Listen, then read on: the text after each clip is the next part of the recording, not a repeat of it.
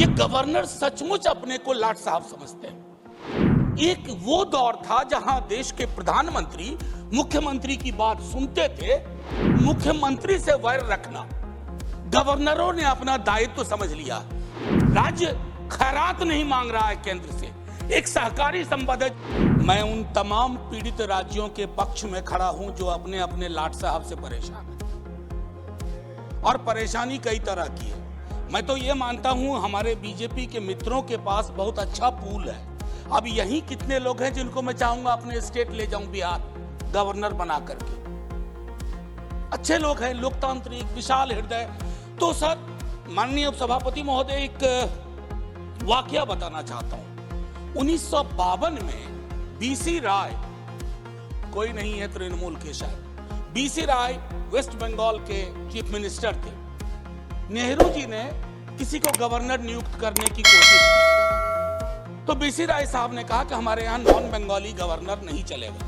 हालांकि उसके बाद काफी चीजें बदल गई, तो एचसी मुखर्जी साहब की नियुक्ति हुई। फिर 57 में वैसा ही कुछ हुआ, तो बीसी राय जी ने फिर कहा कि ना, वही बात अभी भी रहेगी, हमको बंगाली गवर्नर चाहिए। तो पद्मजा नायडू पर सहमति बनी।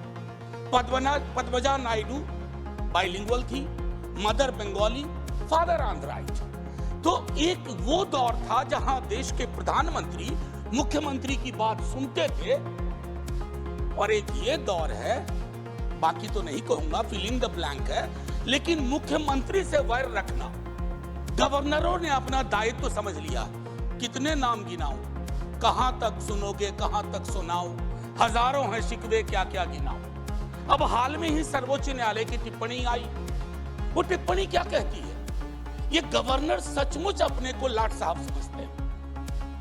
जब एक राज्य में राज्य की चुनी हुई व्यवस्था का मुख्यमंत्री अगर वो कुछ करना चाहते हैं, गवर्नर साहब बिल पे बैठ जाते हैं। वो बिल पे नहीं बैठते हैं, जन आकांक्षाओं पे बैठ जाते हैं। और जन आकांक्षाओं पर अगर कोई व्यक्ति बैठ जाता है, तो आप ये यकीन मानिए कि वो चुनी हुई सरकार के लिए प्रतिरोध के क्षण हर वक्त उत्पन्न करता रहता है।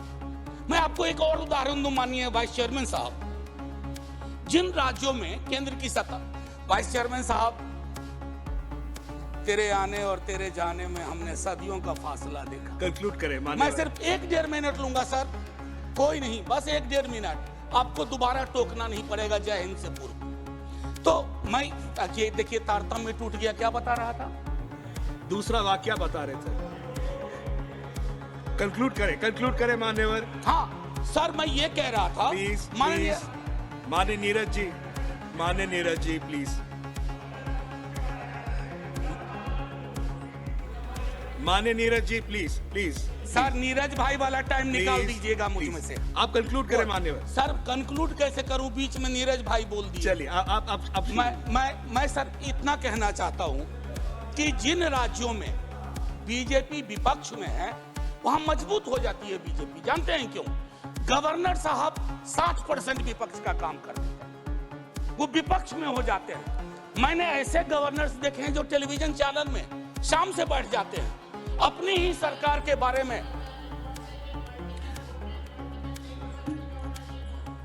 Honourable member please conclude. Sir, Anil ji please conclude करें।